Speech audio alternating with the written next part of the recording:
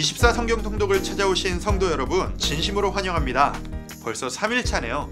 성경을 읽기 위해 노력하시는 성도님들의 열정을 응원합니다. 함께 힘을 내시죠. 우리 복음서를 함께 읽고 있습니다. 복음서, 예수님에 대해서 설명해 주는 책이죠.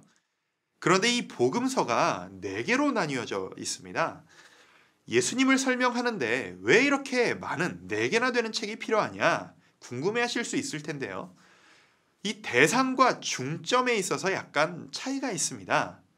예를 들어서 직접 목격하지 못한 어떤 사건을 신문을 읽으시면서 알고 싶으실 때 가장 객관적으로 그 사실을 알고 싶으시면 어떤 신문을 보시면 될까요? 보수적 신문, 진보적 신문, 중도적 신문 하나만 읽으면 될까요? 아니죠. 시중에 있는 모든 신문을 다 보셔야 되겠죠. 마찬가지입니다. 마태복음은 구약 성경에 계시되었던 메시아가 바로 예수님이다. 그것을 설명하기 위한 것이 마태복음이고요. 마가복음은 로마인들에게 가장 낮은 자리에서 너희를 섬겨주신 분이 바로 예수님이다. 이게 마가복음입니다. 누가복음은 헬라 문화권에 있었던 사람들에게 완전한 인간, 동시에 완전한 하나님이셨던 예수님을 설명하기 위한 책이고요. 요한복음은 그리스도인이 되기로 결심한 자들에게 하나님의 아들로서의 예수님을 설명하기 위한 것이 바로 이 요한복음입니다. 이 4가지 시각을 합쳐놓으면 우리가 인식할 수 있는 예수님에 대한 가장 가까운 지식을 얻을 수 있을 것입니다. 자, 지금까지는 전체 그림에 대한 이야기였고요. 우리가 읽고 있는 마태복음 이야기로 돌아오도록 하죠. 오늘 읽으셔야 할 성경은 마태복음 21장부터 마지막 장인 28장까지 내용입니다. 예수님께서 우리를 향한 사랑과 구원을 완성하시는 놀라운 이야기입니다. 자, 이제 예수님께서 자신의 정체를 사람들에게 대놓고 보이십니다. 내가 너희가 기다리던 바로 그 메시아다 라고 말이죠. 당시에 모든 유대인들이 메시아를 정말 간절히 기다리고 있었기 때문에 구약에서 예언된 메시아의 나타나심에 대한 그 예언의 말씀을 알고 있었습니다. 그게 무엇이냐? 나귀를 타고 예루살렘으로 들어가시는 모습이었습니다.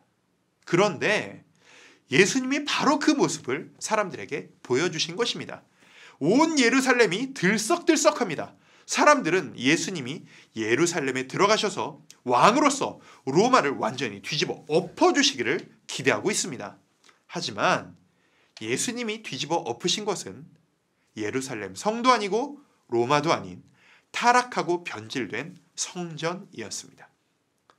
예수님께서는 사역 말미에 장차 다가올 하나님의 나라에 대해서 강조하십니다. 그리고 끝내 하나님을 모독했다라는 명목하에 재판을 받으시고 십자가에 달려서 돌아가시게 되죠. 명목은 신성모독이었으나 그 배후에는 종교 지도자들의 정치적 권력욕이 있었습니다. 왕이신 예수님은 모든 일이 어떻게 진행될 것인지를 이미 다 알고 계셨습니다. 하지만 우리를 구원하시기 위해 모든 것을 친히 감당하셨습니다. 그런데 유대인 지도자들은 십자가형 이후에도 예수님이 돌아가시기 전에 예언하셨던 그 부활의 문제가 두려운 문제로 남아 있었습니다. 부활하시면 예수님이 진짜 그리스도이심이 증명되는 것이기 때문이었죠. 그래서 그들은 무덤 문을 봉해버렸고 경비병을 그 앞에 세워놨었습니다. 하지만 예수님은 예언대로 부활하셨고 유대 관습상 그것을 증명할 수 있는 증인들도 충분함을 마태복음이 기록해주고 있습니다. 여러분, 마태복음이 우리에게 주는 유익은 예수님이 그냥 갑자기 오신 분이 아니라는 것을 보여준다는 것입니다. 하나님은 구약 성경을 통해서 구원자 예수님을 보내주실 것임을 계속 말씀해 주셨고, 마태복음은 예수님이 그 예언을 완성하러 오신 것임을, 곧 하나님의 구원 계획을 완전히 이루러 오신 메시아이심을 강조하고 있는 것입니다.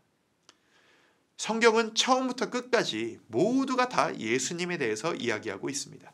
제가 확신할 수 있는 것은 우리가 성경을 읽으면 읽을수록 우리는 예수님을 더 많이 사랑할 수 있다는 것입니다.